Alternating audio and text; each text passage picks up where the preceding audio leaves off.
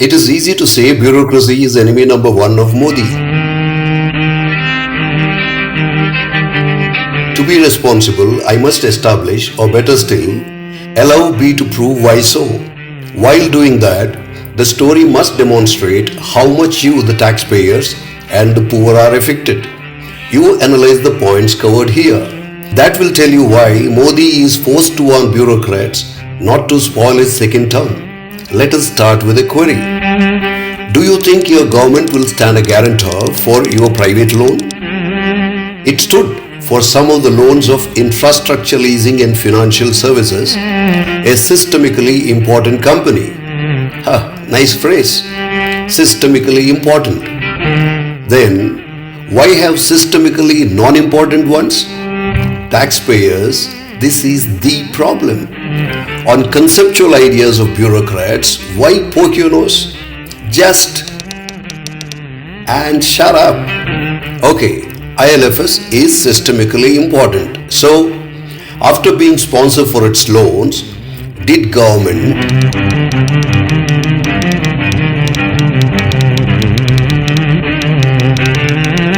monitor its functioning? You will see ILFS leased out assets to close friends. Finance and you name the services were also provided. With this leasing, finance and services, systemically important declared its impotency, that is, with over rupees 1 lakh crore loans, it said, I don't have money to pay back. That was in mid-Sep 18. Seeing it go impotent, NDDB's baby, Father Dairy, became wiki donor and donated, ouch, no, not this, rupees 190 crore to it in August 18. By then, Mother Dairy was involved in over 1000 crore rupees scam. Milk to customers or milking customers? But from which ministry Mother Dairy received a call to donate this 190 crore? At the other end, NDDB, delivered to look after farmers, had produced another baby, NDDB Dairy Services, and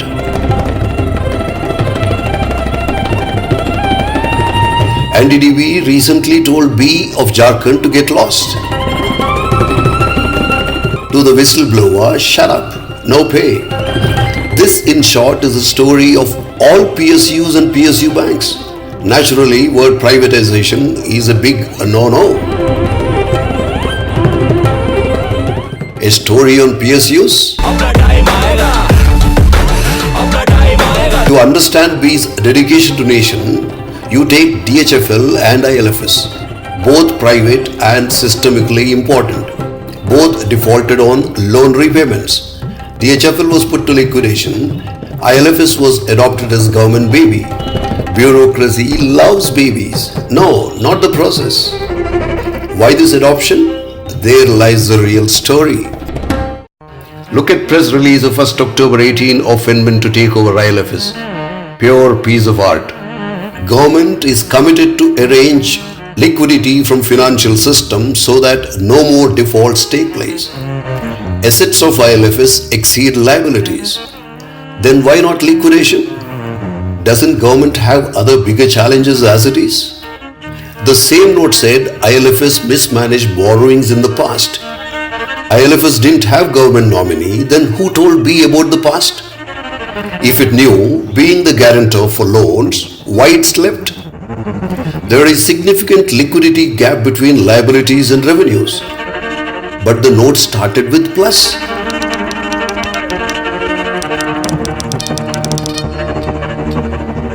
Was it a hoodwink? And how did Finmin get this contradictory info? A phrase commonly used by B without actually meaning it is public interest. Even courts keep quiet hearing this. It is like potato that goes in all dishes. That aloo public interest was inserted in the proposal to take over ILFS. In November 18, Moneylife reported suspect transaction by DHFL. Cobra Post spoke of rupees 31,000 crore haste in Jan 19. It took 1 year for B to shake its rear side. ILFS was put on your lap within 20 days of loan default. Liabilities near similar. Why this contrasting therapy both in time and approach?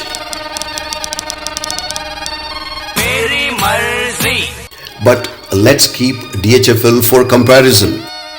To justify takeover of ILFS, MCA told NCLT that it wanted to save the Titanic as collapse of ILFS would cause catastrophic damage to financial system. Wow! When it comes to common people, ministries look in opposite directions. See this video for confirmation. Here, MCA is a consenting partner of FinMin. There are hundreds of other defaulted companies other than DHFL. Why is B silent about them?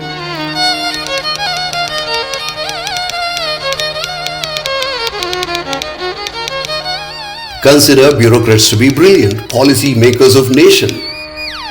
They can differentiate, understand the quantum of problem and think of solution even when DHFL, ILFS are private. This is where I am stuck. With such remote sensing satellite intelligence, why this bloody Titanic wasn't taken over before it hit the iceberg?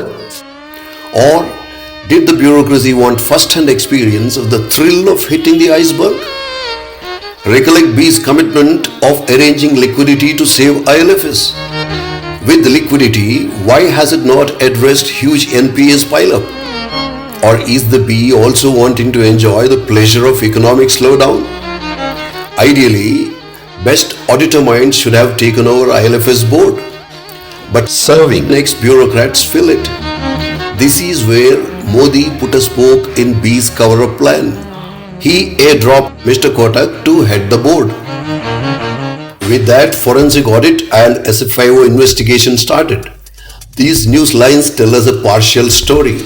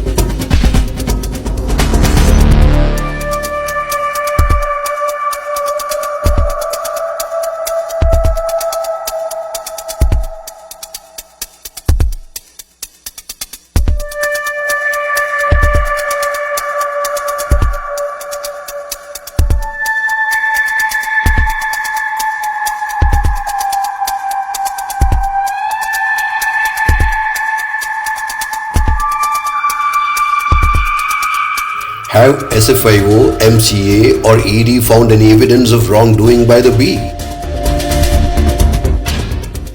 SEBI, the regulator. Well after half-dead ILFS was adopted by Elder Bro, SEBI could locate fair and ugly cream to apply on ILFS cheeks. ILFS was thrust on you due public interest. As per forensic audit, Dilip Bhatia, who was a CFO of a subsidiary of ILFS, had managed to keep Modi's poor rating hidden by paying huge money. Of course, Kate Winslet was happy on board this ILFS Titanic then. There is more to Bhatia and old management story for another day. But he was elevated as officiating CEO in November 18 by the new board. Understand the larger picture, stupid. These are higher-level decisions by remote sensing intelligence in public interest. Forensic audit of ILFS by Grant Thornton is complete. Whatever it has found out, has it been told to Modi or at least to Madam? Not likely. While the B would like us to believe that trouble started only in 17, this Titanic's leakage was officially recorded some 16 years back. Files in North Block of 2002-4 tell the story. An article of 2004 by Sucheta Dalal reads, had the FM forgotten the original which goes by name ILFS? Of course, he may have had good reasons to forget. ILFS has done more of other things than infrastructure financing. Government seems to have decided that its hydra-like growth into multitude of financial businesses needs to be checked. If that was the decision of 2004, why a systemically important company was allowed to become systematically impotent? In the same year IDBI, a baby of B was in shambles. That story again is for another day, but the hit on taxpayers by IDBI alone is in excess of rupees 1,20,000 crores. We can challenge this figure. The same bureaucracy is out in full force to resolve ILFS. Most of us are obsessed with corruption by political parties without realizing the bigger elephant in the room, bureaucrats and the games they play. Without greedy B, there is very little corrupt politicians can do. I had commented on Finman's press release that with such remote sensing intelligence, why government didn't take over control before Titanic hit iceberg? Intelligence. Look at this GST mess for a sec. Truth is not remote intelligence. Stinking files were kept hidden under the. Hence the babies is attempted to be covered within 20 days. When I say B is enemy number one of Modi, you reverse the statement.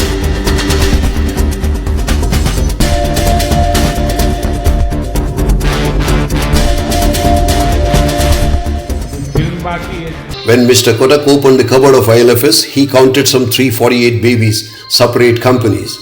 Was ILFS a systemically important company or a lustful, horny father with no population control bill? Modi ji, population control bill kab aayega? For the record, LIC is a big investor in ILFS and SEBI a regulator of all companies. Why this info is relevant comes out in this interesting small story of an ex-bureaucrat, G.N. Bajpayee. On retirement, he was requested to look after LIC and then next baby SEBI. He obliged, nation before self. Shady promoters continue to milk individual investors even today. That is systemic problem, not SEBI, stupid. Incidentally, investors in ILFS have been milked too. Is SEBI baby thirsty? Anyways, it appears the baby producing trait stayed with Mr. Bajpayee.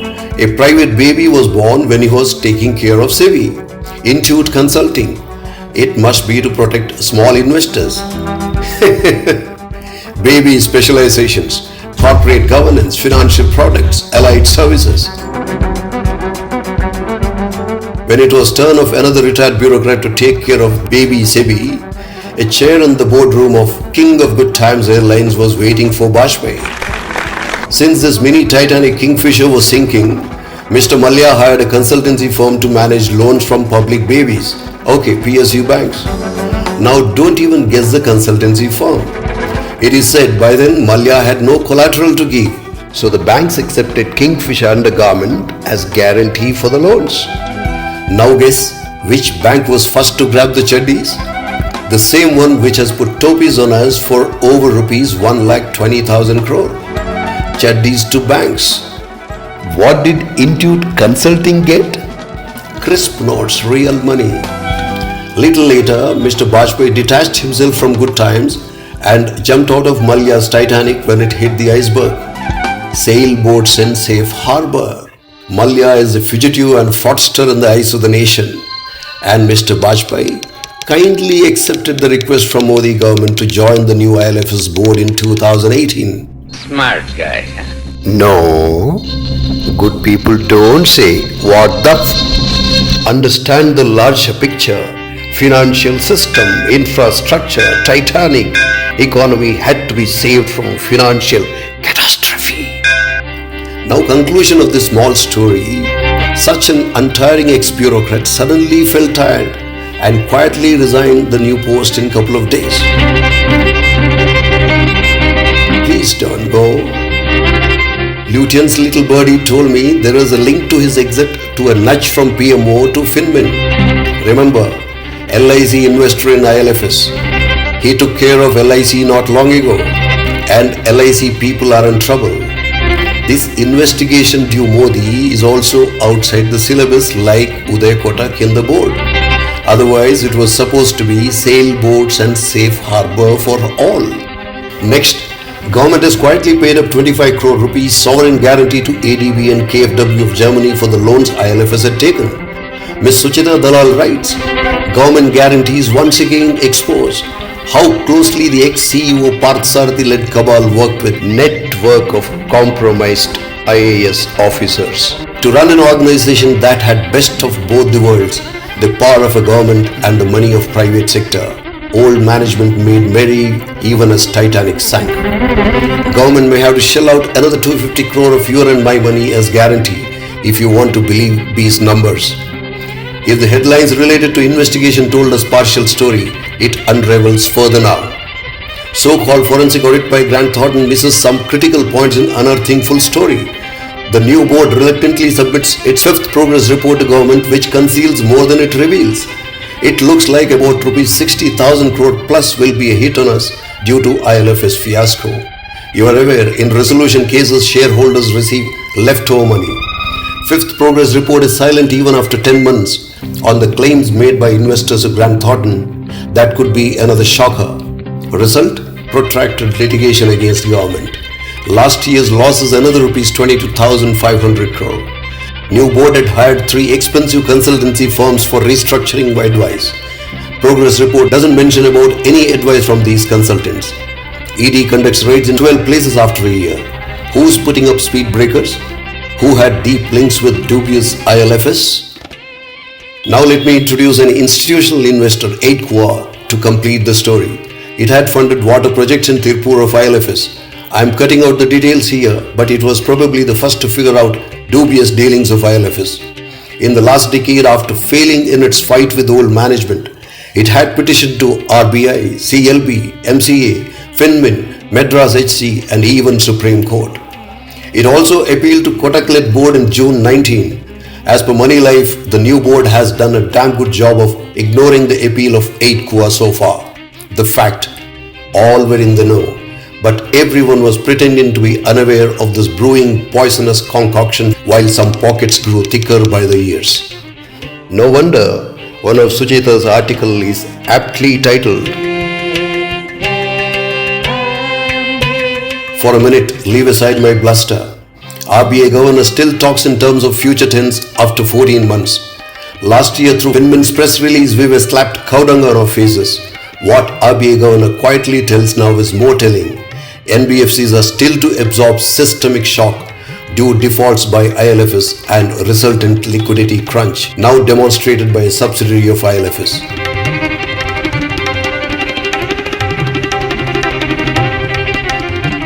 So what is that B has managed so far? Not getting caught. If that means ruining the economy, who cares? Link for B's pay for inefficiency video is given in description. Do watch. Price for this cover-up. Ms. Sucheta concludes in one article, ILFS and its crony IAS officers have ensured that India's domestic infrastructure players and financing options are dead. Constitutionally secured jobs, non-accountability, protection from prosecution, carefully built sailboats and safe harbor. Hence, scam after scam, the vicious cycle continues to churn. Earlier I had said, this press release is a pure piece of art. A winning phrase BJP used against UPA during 2014 election campaign. Now to hide own failures and to impress new political bosses in the note to take over ILFS. ILFS adoption, policy dynamism, DHFL liquidation, policy activism, hundreds of other defaulters, policy escapism, response to economic slowdown?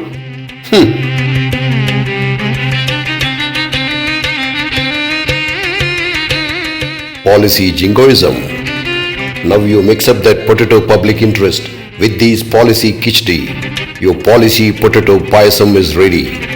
Policy makers of the nation. Files of 2002 to 4 must be opened if government is serious about cleansing the filth. Industry and Commerce Minister recently said government believes in root cause analysis and sustainable solutions. Great Piyush ji. Modi has identified the root cause. He has warned senior bureaucrats against wasting a second term. Why is Team Modi lagging both in analysis and finding solutions? You taxpayers have 3 choices. Suspend your disbelief and sing like 3 idiots.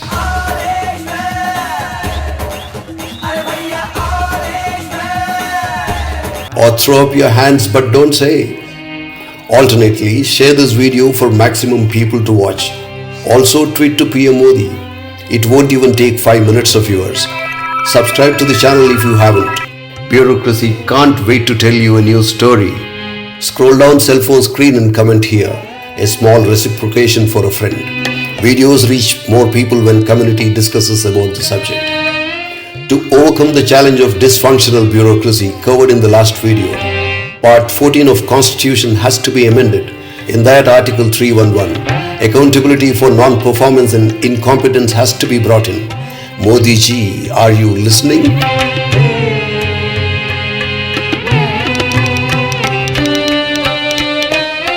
I sign off by sharing Sanjeev Sablok's words, who had resigned from IAS.